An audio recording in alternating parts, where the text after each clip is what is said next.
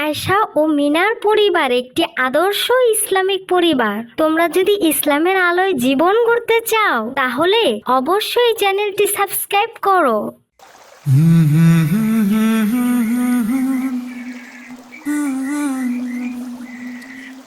জীবন তরি চলেছে ঢেউয়ের তালে, আধার পথ আলো করে আল্লাহর নামে। জীবন তরি চলেছে ঢেউয়ের তালে, আধার পথে আলো করে আল্লাহর নামে। ছোট্ট আমি ছোট্ট স্বপ্ন বড় বিশ্বাস, আল্লাহ আছেন এই তো আমার সাহস। মায়ের দোয়া বাবার ছায়া পথ দেখায়, ভুলে গেলে মন পুরান কাছে ডাকে তাই। মায়ের দোয়া বাবার ছায়া পথ দেখায়, ভুলে গেলে মন পুরান কাছে ডাকে তাই। সত্য পথে চলতে শিখি ধীরে ধীরে, নবীর আদর্শ রাখি হৃদয় জুড়ে। আকাশ পানে তাকাই যখন রাতের বেলা, তারার ফাঁকে খুঁজি রবের দয়ার খেলা। হাসি কান্না সুখ দুঃখের এই পথে, আল্লাহি বন্ধু জানি মন আমার বলে। ভাইয়ের হাতে হাত রেখে গিয়ে যাই, ভালো মানুষ হব এই শপথটাই চাই। নামাজ শান্তি দোয়ায় ভরসা পাই, আল্লাহর প্রেমে জীবন সাজায়। জীবন তরি চলেছে ঢেউয়ের তালে, আধার পথে আলো করে আল্লাহর নামে। জীবন তরি চলুক যত ঝড়ের মাঝেও, রহমতের হাল ধরে থাকবো আমি তাতেও। শেষ ঠিকানা জান্নাত হোক আশা, আল্লাহ তুমি রেখো আমাদের পাশে। এত শীতের মধ্যে তোমার নৌকা চালাতে কষ্ট হয় না? স্যার, পরিশ্রম ছাড়া কি উপার্জন করা যায়? আর উপার্জন করতে না পারলে সংসার কিভাবে চালামু? স্যার, জাহান্নামে যে ঠান্ডার তীব্রতা আছে সেই তুলনায় তো এই ঠান্ডা কিছুই না। তুমি ঠিকই বলেছ, দুনিয়ার এই সামান্যটুকু কষ্ট আমাদের সহ্য হয় না, তাহলে জাহান্নামের আযাব আমরা কিভাবে সহ্য করব? হে আল্লাহ, আপনি আমাদেরকে ক্ষমা করুন এবং হেদায়েত দান করুন। আল্লাহুম্মা আমিন আমিন।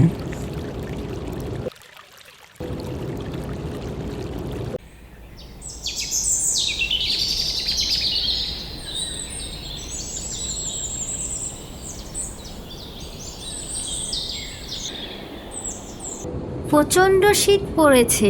গ্রামের অসহায় মানুষগুলো আগুন জ্বালিয়ে শীত নিবারণের চেষ্টা করছে। গ্রামের মানুষ এত কষ্ট করে, তাদের কারো গায়ে শীতের জামা নেই, অথচ প্রচণ্ড শীত পড়েছে। গ্রামের মানুষের দুর্দশা দেখে আনিজ সাহেব কষ্ট পেতে থাকেন।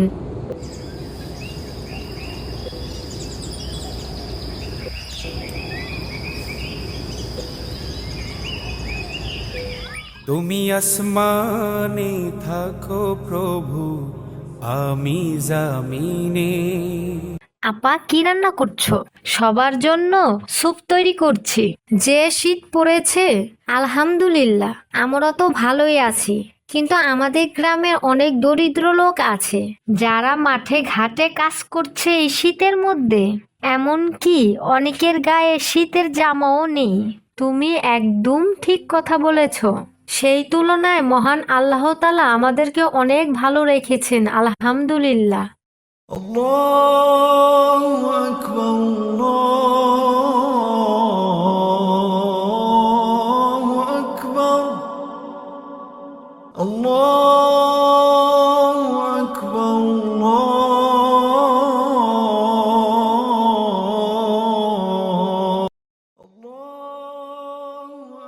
আয়শা, মিনা, আসো, নামাজের জন্য প্রস্তুতি নিতে হবে, আজান হচ্ছে।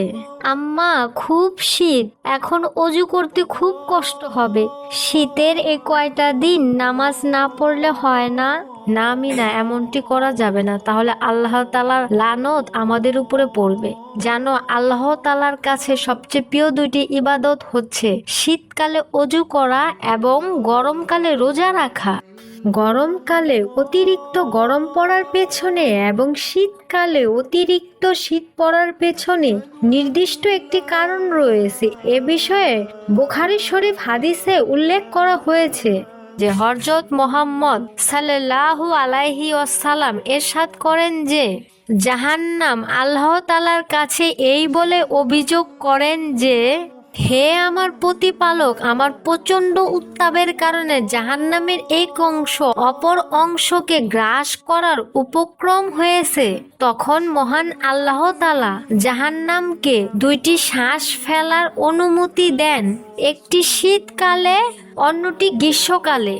আর এই দুইটি শ্বাস ছাড়ার কারণে আমরা গরমকালে প্রচন্ড গরম আর শীতকালে প্রচন্ড শীত অনুভব করি। আচ্ছা, তোমরা বলো তো, এই হাদিসের মাধ্যমে আমরা কি শিখলাম? আন্টি, দুনিয়ার সামান্য গরম ঠান্ডা আমরা সহ্য করতে পারি না, তাহলে জাহান্নামের যে তীব্র গরম ঠান্ডার উত্তাপ রয়েছে তা আমরা কিভাবে সহ্য করব? আস্তাগফিরুল্লাহ আম্মা, আর কখনো নামাজ কাজা করার চিন্তা মাথায় আনবো না।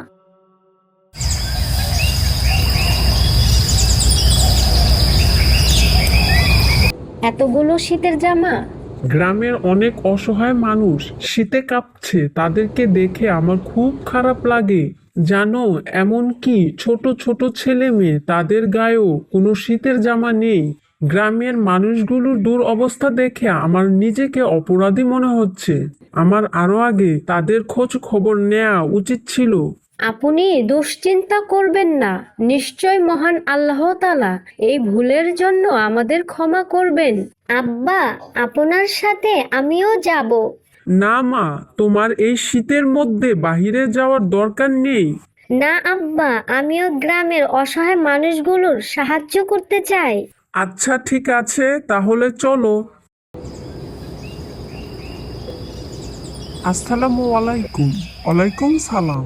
আনিস সাহেব, এতগুলো শীত বস্ত্র নিয়ে কোথায় যাচ্ছে? গ্রামের অসহায় মানুষগুলোকে সাহায্য করতে যাচ্ছি। আনিস সাহেব, এটা তো আপনার দায়িত্ব না, তারা নিজেরাই তো কিনে নিতে পারে। শুধু শুধু এতগুলো টাকা অপচয় করার কোনো দরকার ছিল? তাদের যদি সামর্থ্য থাকতো তাহলে কি এই শীতের মধ্যে কষ্ট করত? অসহায় মানুষের পাশে দাঁড়ানো আমাদের নৈতিক দায়িত্ব, এর জন্য পরকালে আমাদের জবাবদিহি করতে হবে। আমি নিজে এত কষ্ট করে টাকা ইনকাম করে অপরকে কেন দিব? ভাই সালাউদ্দিন সাহেব, মহান আল্লাহ তাআলা কোরআনে ইরশাদ করেছেন, হে আমার বান্দা, আমি তোমাদেরকে ধন সম্পদ, দারিদ্রতা, জানমালের ক্ষয়ক্ষতি এবং নানাবিধভাবে পরীক্ষা করব। এরপরও যদি তোমরা তোমাদের ঈমান ধরে রাখতে পারো তাহলে অবশ্যই পরকালে তোমাদের জন্য জান্নাত নির্ধারিত। ভাই সালাউদ্দিন সাহেব, ধন সম্পদ যদি পরকালে জাহান্নামের কারণ হয়ে যায় তাহলে এই ধন সম্পদ থাকার চেয়ে না থাকাই ভালো। ভাই আনিস সাহেব, আমার অর্জিত অর্থ অন্যকে দান করতে খুব কষ্ট লাগে, কারণ এই অর্থ আমি নিজে ইনকাম করেছি। ভাই, সকল ধন সম্পদের প্রকৃত মালিক হচ্ছেন মহান আল্লাহ তাআলা। তিনি যদি আমাদের ধন সম্পদ না দিতেন তাহলে শত চেষ্টা করেও আমরা এই ধন সম্পদের মালিক হতে পারতাম না। তাই জাহান্নামের আযাবের ভয়ে আমাদের সম্পদের কিছু অংশ অসহায় মানুষকে দান করতে হবে। এবং মহান আল্লাহ তাআলা সালাতের পর সবচেয়ে বেশি গুরুত্ব দিয়েছেন যাকাত অর্থাৎ দানের উপর। তুমি আসমানে থাকো প্রভু। করিম, কিভাবে কামে চাইতাম, শীত তো গা লাগে যাচ্ছে। ভাই, জানি না এবার কি যে শীত পড়াইছে, কোনোভাবে কুলাইতে পারতাছি না। এই নাও, এগুলো তোমাদের জন্য। আপনি আমাদের জন্য শীতের কাপড় আনছেন? আপনার মনটা তো খুব বড়, আপনি খুব দিলবান। আল্লাহ আপনার মঙ্গল করুক। আমাকে এভাবে বলে লজ্জা দিবেন না, আরো আগে আপনাদের খোঁজ খবর আমার নেওয়া উচিত ছিল। আলহামদুলিল্লাহ, আমাদের আর শীতে কষ্ট করতে হবে না। আলহামদুলিল্লাহ, আপনারা খুব ভালো। আমি আজ অনেক খুশি। মরুর বুকে উঠল যে চাঁদ আলোয় হলো ধন্য, তারি নামে দোয়া করি মোহাম্মদ প্রিয়জন।